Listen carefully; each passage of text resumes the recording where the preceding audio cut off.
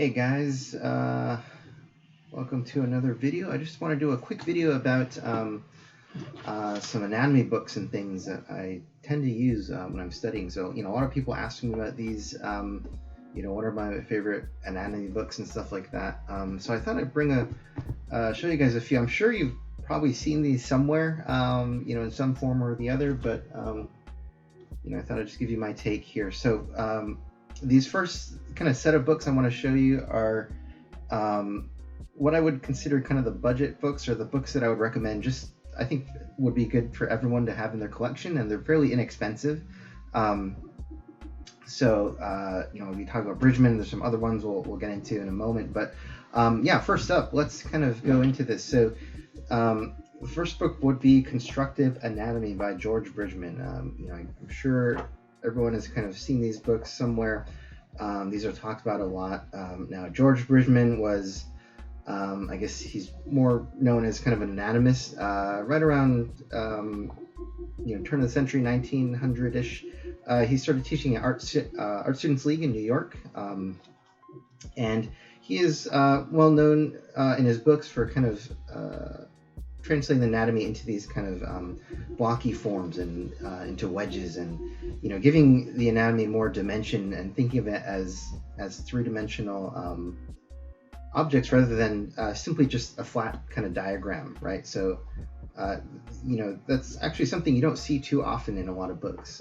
Most of it is just going to give you kind of the straight up diagram, the flat diagram where things attach and things like that, but they don't give you necessarily a sense of the volume. And there's usually a big difference actually between what you might see in the diagram versus what you'll see on an actual person with skin and stuff. So in that regard, he's these are some of the best books you can look at to kind of start to conceptualize these anatomical ideas into form.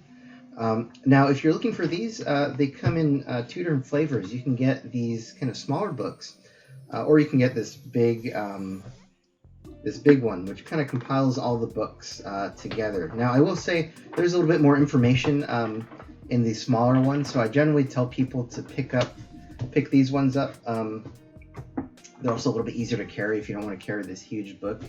And the two I really recommend would be, of course, there's Constructive Anatomy, but this book, The Human Machine, is really good. And the reason I like this is because not only does it talk about the anatomy, but he goes into the functionality of the anatomy. And I think that's a really important thing to look at, especially when we're studying. I find that really helps to remember what things are if you can understand their function. It's sort of like learning new words and stuff. You want to put it into context to help you remember what it means, right? So in that sense, he's likening things to pulleys and levers and things like that. So it's a really good read. And that's one thing I will stress too, with a lot of these books, it's important not to just look at the diagrams here, but also read the words, because all the information is going to be in there. The diagrams only tell part of the story, but to really know what he's talking about, or he might point out certain things that you might not notice necessarily on the diagrams. But yeah, there's some really great kind of analogies here for looking at the clavicle as kind of a lever, or I guess it's kind of a bit of a scale almost, tipping up and down.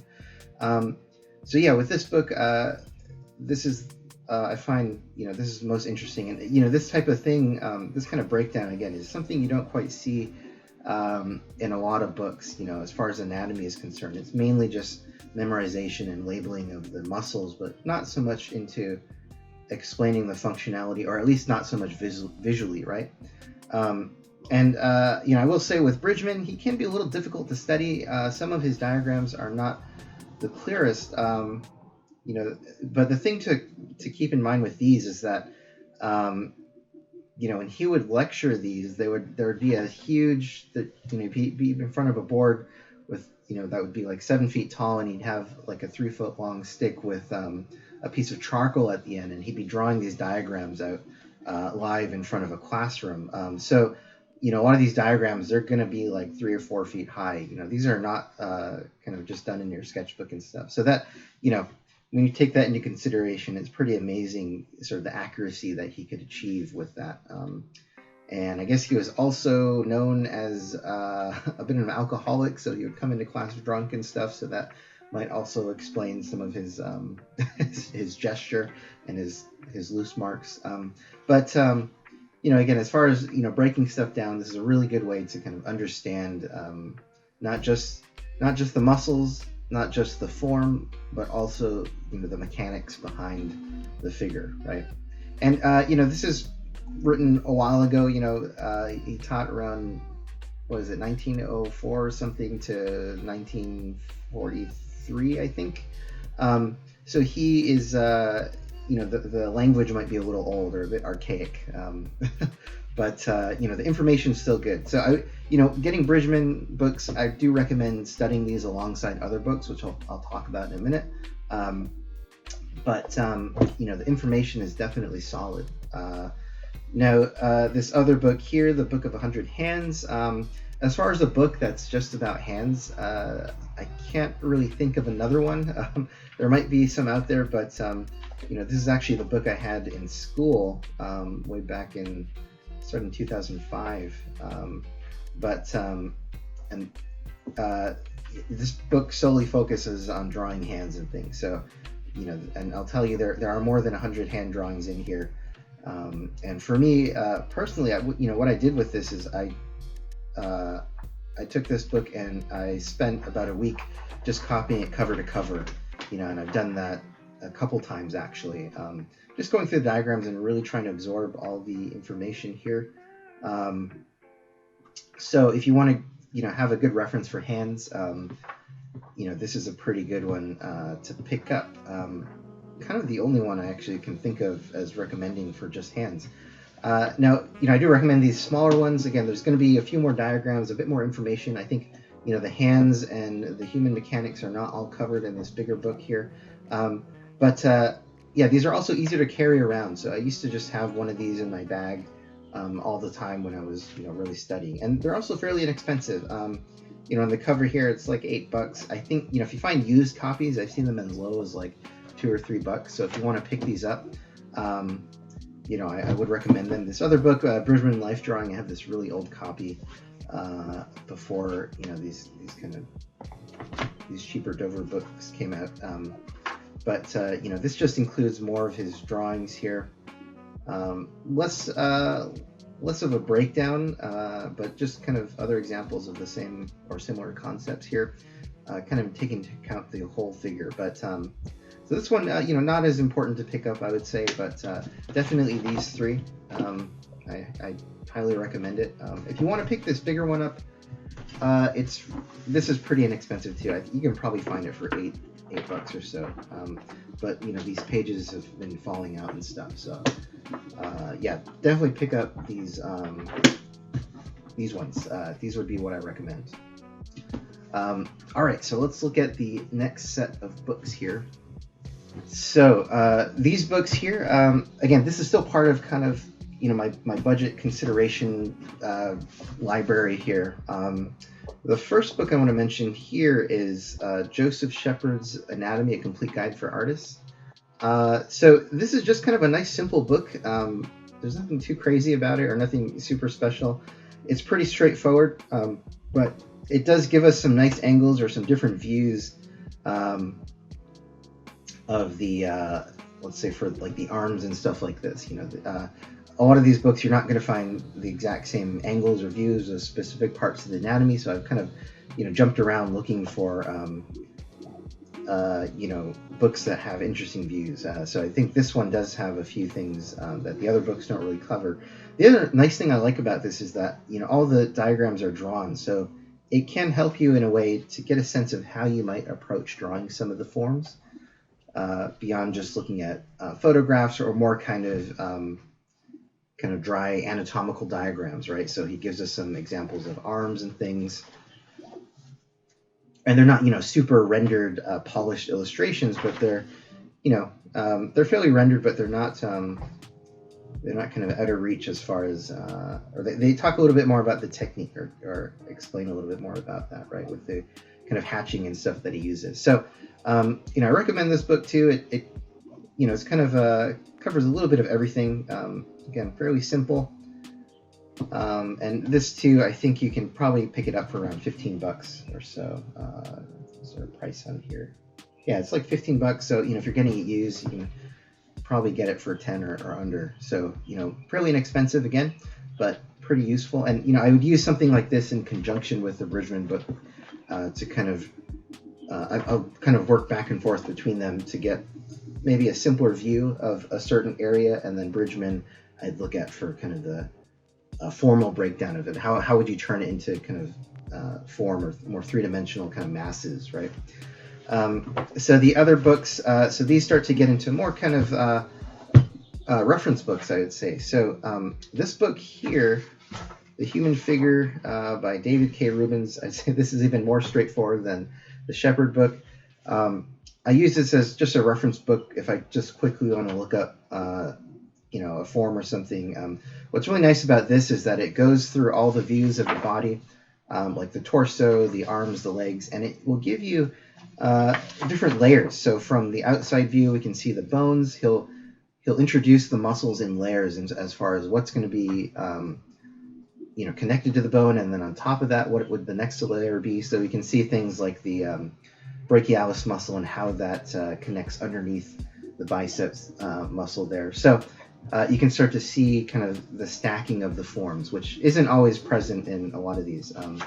You'll see. I think Joseph Sheppard actually has some of this too, but these are just really kind of simple, straightforward diagrams here. So this book too, I'm pretty sure you can get this for like $5 or something online. I think the last time I checked, it was like $10 or something new. So somewhere around there. But just a simple book, and it if you just want very clear diagrams, it's just very concise. So I usually give these to students, or I'll make Xeroxes of this for students to copy and stuff like that. So you don't have to get too bogged down with all the extraneous kind of information here. But yeah, good book to have. Again, really inexpensive. This is, somebody actually gifted this copy to me. It's a really old kind of beat up copy of that. And the next one here, Atlas of Human Anatomy for the Artist. All these books are some amalgamation of these exact same words, human anatomy, artist. But this one is by Stephen Rogers Peck, and I believe he was a buddy of Bridgman.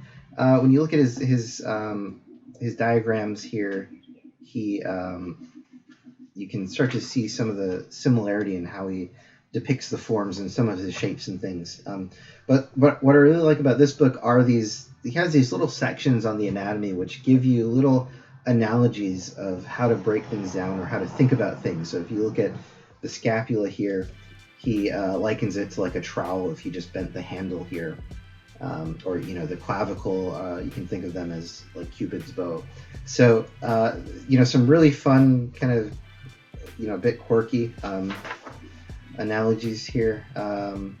But I find he also has some really clear and concise kind of diagrams of the anatomy. But I compare these to like the Joseph Sheppard book, where those are more kind of drawn out, where these are really highly finished, kind of rendered diagrams here. So they're good for information, but not necessarily going to explain to you how you can actually draw these muscles, right, or how you might use your line to depict those kinds of things.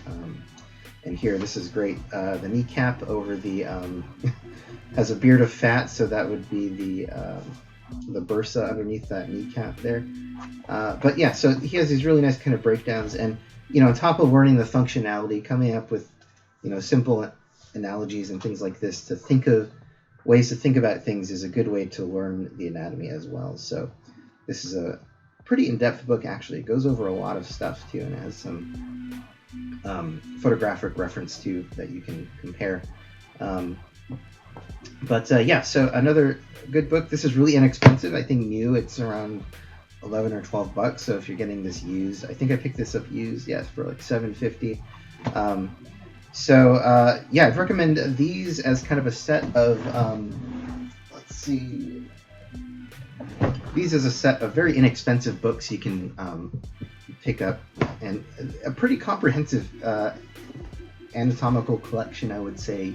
So this would maybe be around, average maybe like 15, 20, 30. So you could probably get all these for around $40, which is not bad. And this is pretty much going to take you wherever you need to go as far as learning all the anatomy and stuff.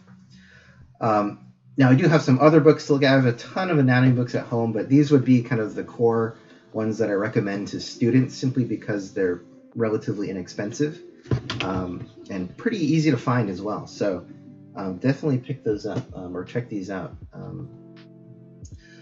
Let's see. So another book I want to mention here is Human Anatomy for Artists. Again, it's just connect those words together. The real thing you got to remember then is the author of these books. So just type in Human Anatomy and then the author, and you can find whatever books you want. But this is by Eliot Goldfinger, his Elements of Form book. This is part of the core set of books I actually recommend people picking up, but this is the most expensive. This will probably cost you more than all those other books combined. I think it runs, it's like $65, so maybe you could find it a little cheaper used or something. But this is just a really solid kind of reference book to have on your shelf, because what this book does is it goes through every single muscle on the body and essentially tells you where its insertion and origin points are. So where it begins and where it ends on the body. And it has these very kind of clear diagrams.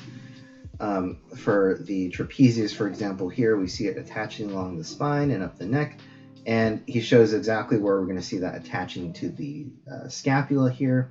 And what's nice is that he'll give you different stages, so he'll show you the bone and the attachment points, where the anatomy or how the anatomy kind of manifests on that, where it sits in relationship to the other anatomy around it. And then we also get kind of a reference image here to explain how it manifests on the surface of the form. And that's something that's really important to understand, is that, when you see the diagram, a lot of times you're going to be seeing things not quite as clearly on the model, I'm sure, as everyone's kind of discovered from drawing. So it's a really good reference, and I really just treat this as a reference book. I don't really consider this a drawing book necessarily, but if you're just studying anatomy, you want to figure out where things go, and you're sitting around one day and you're wondering, I wonder where the serratus anterior go. You can just pull this out, find the page, and it will tell you exactly what you're looking for. So, and it's really comprehensive, so it'll go over everything. It does have these little breakdowns of ways to think about things, but they're not necessarily the most beneficial for actually kind of drawing it out, right? But this is more for kind of understanding the information. And that's one thing I will say, with a lot of anatomy books, there is a difference between, just the information and actually learning to draw. And I'll talk about that a little bit later in this video, but it's something to consider, that this is really about just information. And if you want to get the anatomy down, that's kind of what it entails. You just got to kind of sit down with it, copy diagrams, do some anatomical drawings and stuff like that. There's not kind of it's just about information. So, but yeah, this is a really good book to pick up. Again, it's more expensive, so if you're on a budget, I would say pick up that other set of books. I think those will, pretty much have everything you need. But if you want a good reference book, everything kind of in one place, this would be a good one to pick up. All right, so one other set of books here that I'll mention, the Strength Training Anatomy books. These are actually really cool books. They're technically not really anatomy books meant for drawing. They're more for workout information, but they kind of blur the line there in a weird way. So these give you different exercises, and they kind of isolate the muscle groups. The illustrations isolate the muscle groups of what muscle groups are activated during that exercise. And so, along with what I was talking about with the Bridgman book, the functionality of the muscles can really help you remember and understand when you're studying anatomy, where things go and the reason they're formed the way they are. So these have some really clear, really great informational diagrams within it, so you can see the deltoid and stuff. And what's really cool about these is, he'll show you the attachment points as well. And I think with a lot of anatomy, when you're looking at really buff dudes and stuff, sometimes it can be a little unclear what's happening with the anatomy because the muscles get so pushed to their limits. But this gives you a good way to start to understand how they might form with someone a bit more muscular, right? So this illustrator guy, what was his name? Frederic Delavier. I believe he studied at the École Academy in Paris, which is where Bridgman studied as well. But a bit more modern, obviously. But yeah, so really great diagrams. I highly recommend this. Again, getting into the functionality aspect, I think that's a really good way to learn the anatomy. Putting it into context. So I think there are a bunch of these. I think I only have two, but I know I've seen a number of these. So that I would recommend actually this first one. This one has, I think, page per page the most diagrams, and this is like $20 too. So not too expensive. This other one gets into a little bit more of the workout side, I think. But as you can see, with this one, which could be useful too. Again, if you can see the photographic reference alongside the diagram, that's really useful to understand, because again, this is going to be a lot different than what you see up here. So it's good to have some kind of comparison views to that, right? So yeah, definitely recommend picking these up. Strength Training Anatomy by Frederic Delavier. This next book here, this is Die Gestalt des Menschen by Gottfried Bommes. So this book is all in German. It's a German book. It's really hard. It can be hard to find. I haven't looked recently, but when I was looking for this, it was very difficult to find. There is an English version out there, but I think that's even harder to find. So if you can find that, that's going to cost you a pretty penny. I mean, back a number of years ago, I think it was going for around $200. So this is one book I generally don't recommend students picking up, but I do show it because it's pretty comprehensive. Now, I think Dover did release a smaller version of this, which doesn't have all the diagrams in it, but for a fraction of the cost, I think it's still in print. Dover, so you can pick it up. It's probably around $15 or so, but it's a lot thinner. But if you want some of the information that's in here, that would be a good way to go. And I'm sure, if you're fairly internet savvy, you can find other means of procuring the information within this. Here I'll actually show you the book. So again, this is it's all in German, but this is probably one of the best anatomy books that I've seen here. And what's really great about Bommes is that he'll break things down very clearly, very three-dimensionally. So as he's breaking down the pelvis, he's not getting into all the intricacies of all the curves and the contours and things, but he's giving us kind of a more geometric or volumetric view of those forms. And it's really kind of simplified for clarity, right? And then on top of that, he's giving us a simple form that we can kind of relate it to. So I usually, this is one book my instructors in school would always kind of reference and give out handouts and stuff. So this is something I had to pick up. It took me a little while to find. I think there was when I found it, there was some kind of specialist bookstore in LA that surprisingly specialized in importing German books, which is really specific. But that's where I managed to find this. So look around. I'm sure you'll probably find some version of this somewhere if you want to pick this up. But it is all in German, so it's mainly here for the diagrams. I asked, a while ago, I asked one of my German speaking students if they could translate it for me, and they're like, "Yeah, but I don't know what the muscle names are in German." So, English or German is just like everyone's the same, right? Nobody knows the anatomy. They're just as foreign as in the German language as they are in English. So that's something I hadn't really thought about. But anyway, so really clear diagrams, really clear breakdowns, and the other nice thing about this is that it offers a lot of different angles of these forms that you might not necessarily see unless you had the actual thing in front of you. So very clear and concise, and then there are also some photographic reference to go alongside the mechanics of these things. So what I would do, I'd look at the diagrams and I would compare these to other books like the Goldfinger book, and kind of make that translation from there as far as what the anatomy would be called, right? I'll kind of skim through this. There's a lot of interesting diagrams here that you can take a look at. And again, if you can find that Dover book, that would be a good alternative to picking up this kind of full copy here. Really clear. What's nice too is they do cover things like the fat pads and things like that on the body. So this is, again, a book I don't really recommend picking up the actual copy of it, but if you can find other means of getting this book, again, Gottfried Bommes, Die Gestalt des Menschen, that's going to be the one to pick up. So, interesting book. All right, so these last two books, these aren't necessarily anatomy books, but I would consider these more kind of like drawing books, per se. Now, I was mentioning earlier there's a difference between an anatomy book and a drawing book, or anatomy and drawing. So a lot of the other books are mainly about information. But with the Bridgman book, it's kind of like how you think about and break things down, which is important. And that ties more directly to drawing the anatomy out. But with these books, so this is How to Draw Marvel Comics the Marvel Way.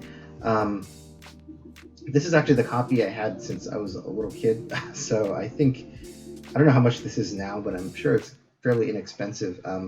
But this is just actually a really good comprehensive drawing book. And I think the important thing about this is that, when you're drawing people and stuff, anatomy is not really at the forefront necessarily of being able to do that. What's really important is this kind of stuff here, where you're breaking stuff into simple volumes and things. And I just want to stress this because I think a lot of times people get too bogged down in, you got to learn all the muscles and every single thing before you can draw a person.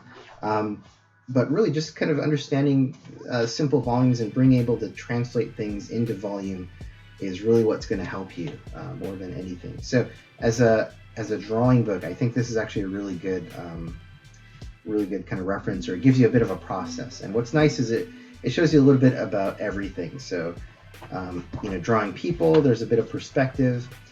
There's a bit of, object drawing, and even a little bit of composition too. So it kind of touches on all these aspects of picture making that are really important. And I think there's also a video series you can find on YouTube where Stan Lee kind of stands around with John Buscema and kind of talk about each chapter in this. It's a little cheesy, as those things are. It's an older video series. So this is really cool. And you can get a sense of breaking things down into dynamic angles.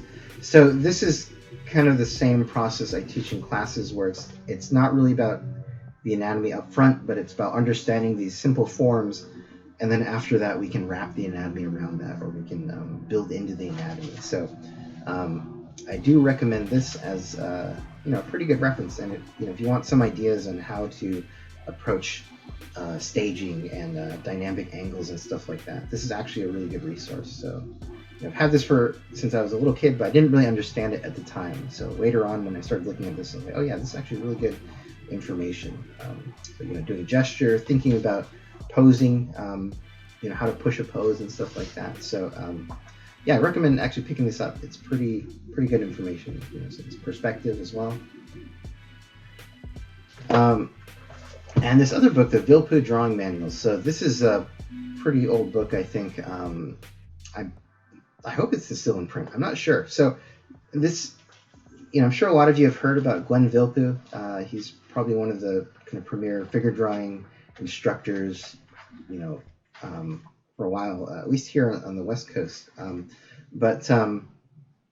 This, with this book, it's not really an anatomy book, because it's more about drawing. And again, there's this difference between drawing and learning anatomy, where, ultimately drawing the figure is not so much about knowing all the anatomy and copying the diagrams, but it's about understanding, the form and the volumes of the things, right? You can make things things real or feel real in the sense that they feel voluminous, like they exist in space. That's more important than getting all the anatomy completely accurate, right?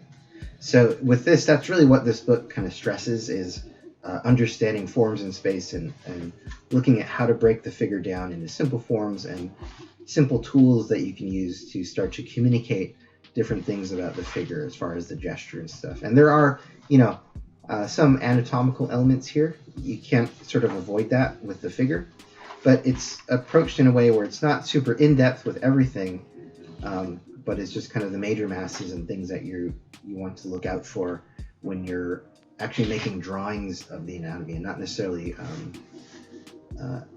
understanding every single facet of each muscle, right? So this is a really good book, and it's really about an approach as opposed to specific information to learn, right? So these kind of concepts are actually exactly what I talk about in class, talking about overlaps and things and how to communicate space and volume, right? So yeah, hopefully, I don't know, hope this website still works, Vilpu's store. I know he's doing a lot of kind of online classes now, online lectures and stuff. But yeah, so these are some other books I would recommend to pick up alongside your anatomy studies, so that it doesn't become about that. But I do recommend, again, those first few books there to get you started, and these are some other recommendations to kind of fill out your library a little bit. So that's kind of my short list of anatomy books and whatnot to get you guys started. I know there are tons of other books out there. Honestly, I haven't kept up too much with what's new right now. So, but as far as learning anatomy and stuff, those are the main ones I actually use in school to pick up all of the information. And there are of course other books that I have, but they might be kind of, they don't necessarily have the most complete information. So anyway, if you guys have any questions, leave them in the comments and I'll try to answer them. But yeah, hope you guys found that informative, and I will see you next time.